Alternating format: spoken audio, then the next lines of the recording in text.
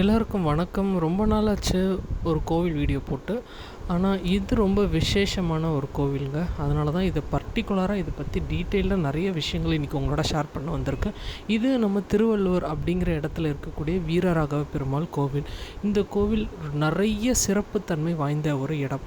இங்கே சாலிஹோத்ர முனிவர் அப்படிங்கிறவருக்கு பெருமாள் நேரடியாகவே காட்சி கொடுத்த இடம் இது. நிறைய சிறப்பு விசேஷங்கள் இருக்குது. இந்த குளம் ரொம்ப சிறப்பு வாய்ந்தது. நமக்கு என்ன ஒரு கஷ்டம் இருந்தாலும், நமக்கு என்ன ஒரு மனக்குறை இருந்தாலும், இந்த குளத்துக்கு வெல்லம் கொண்டு வந்தோ இல்லை வெல்லம் வாங்கியோ நம்ம தலையை சுற்றியோ இல்லை நம்ம உடம்பை சுற்றியோ இந்த நீரில் போடும்போது அந்த வெல்லம் நீரோட நீராக கரையிற மாதிரி நம்ம கஷ்டமும் கரையுங்கிறது புராண காலத்துலேருந்து இருக்கக்கூடிய நம்பிக்கையான ஒரு விஷயம். இங்கே பெருமாள் படுத்த குளத்தில் தான் இருக்கார். முக்கியமான அம்சம் இந்த கோவிலில் என்ன அப்படின்னு சொல்லி பார்த்திங்கன்னா, அதாவது இந்த கோவில் ராமேஸ்வரம், கங்கை, அப்புறமா இந்த மாதிரி காசி, இந்த மாதிரி புனிதமான நீர்களை விட ரொம்ப சிறப்பு வாய்ந்த இடம் இது. ரொம்ப சக்தி வாய்ந்த இடமும் இது அப்படின்னு சொல்லப்படுது. அதுக்கு ஈக்குவலான பவர் இந்த இடத்துல இருக்குது. இப்போ நம்ம வீட்டில் யாராவது இறந்து போயிட்டாங்க, இல்லை நம்ம முன்னோர்கள் நினச்சி சாமி கும்பிடணும், இல்லை நம்ம வீட்டில் இறந்து போனவங்களுக்காக ஒரு 3 மாதம் கழித்து கோவிலில் போய் தங்கணும் அப்படிங்கிறவங்க முக்கால்வாசி பேர் இந்த கோவிலில் தான் தங்குவாங்க. இந்த கோவில் அதுக்குன்னே ரொம்ப விசேஷம் பெற்ற கோவில். இங்கே நீங்கள் ஒரு ஏர்லி மார்னிங்கோ இல்லைனா முதல் நாள் நைட்டு தங்கி காலையில் ஃபஸ்ட்டு தரிசனம் பார்க்குறது ரொம்ப சிறப்பாக இருக்கும்.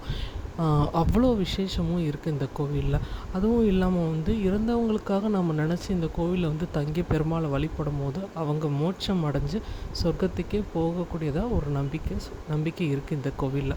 அதுவும் இல்லாமல் இந்த கோவில் ரொம்ப பழமையான பெருமாள் கோவில்லையே ரொம்ப சக்தி வாய்ந்த ஒரு இடமும் கூட. இங்கே ஃப்ரீயாக தங்கிறதுக்கு பக்கத்தில் மண்டபமும் வச்சுருக்காங்க. இல்லை நாங்கள் பே பண்ணி தான் தங்குறோன்னா அதுக்கும் தனியாக கோவிலை சுற்றி நிறைய ரூம்ஸ்லாம் இருக்குது.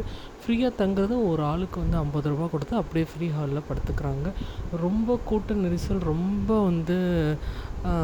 அப்படி இருக்குது, ரொம்ப உள்ளே போக முடியல, அந்த மாதிரிலாம் எதுவுமே இல்லை. கூட்டத்தை அவாய்ட் பண்ணணும்னு நினைக்கிறவங்க மண்டேலேருந்து ஃப்ரைடேக்குள்ளே வாங்க.